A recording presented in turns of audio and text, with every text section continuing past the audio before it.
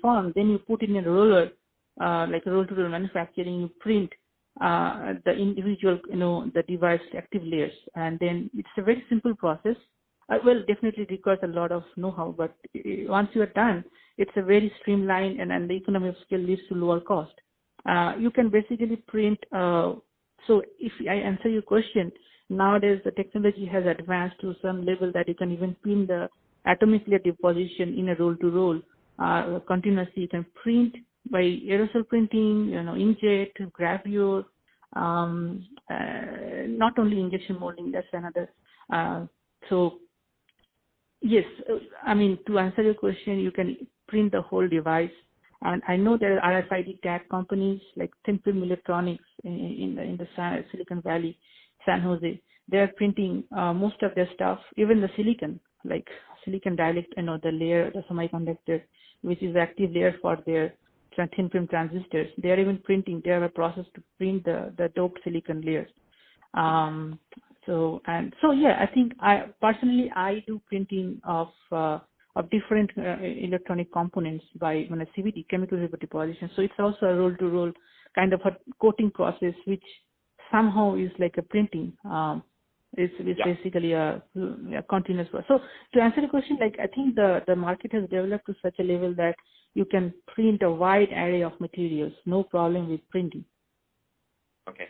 So what are the main challenges today that industry is facing in the development of these new applications?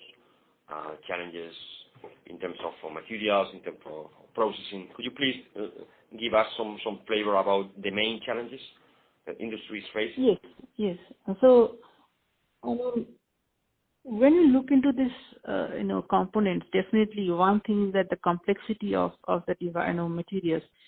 Well, if you look into the industry, there are a lot of players in the organic polymer-based OLEDs, PVs, and other materials.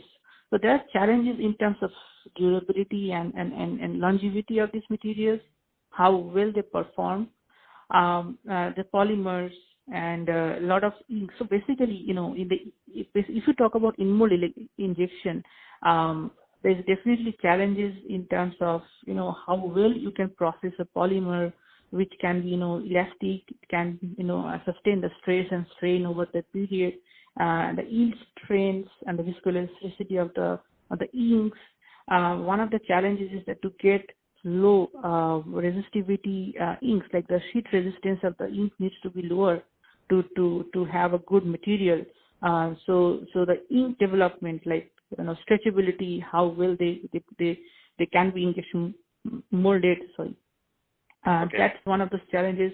Low power, low density electronic, low electronic density materials are the initial market. But I think that once high power requirement is there, a lot of thermal conductivity issue comes into, and then then other thing is definitely the cost. At this point, we are not sure how cost competitive are this with the standard PCB. There might be the initial, the cost which is associated with the investment, capital investment. But I think over the year, if this is adapted, that will definitely go into lower down the cost.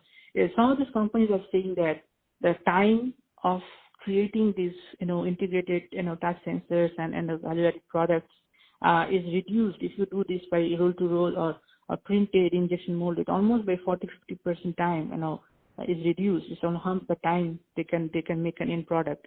Weight is a big factor. It's lightweight.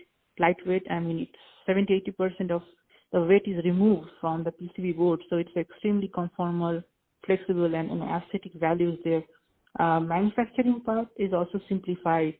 So that's another, definitely there are challenges in some of those polymers, but most of it, the printing, the inks and everything is becoming streamlined. Also, there's one challenge I know because I'm working in this space, the registering capability of the inks, or how well you can patent them, how smaller you can make a device. So there are limitations in terms of how small you can print. So inkjet and aerosol printing, they are about 50 micron, resolution, line width, 20 micron, I know there's a company last year, month, they presented in my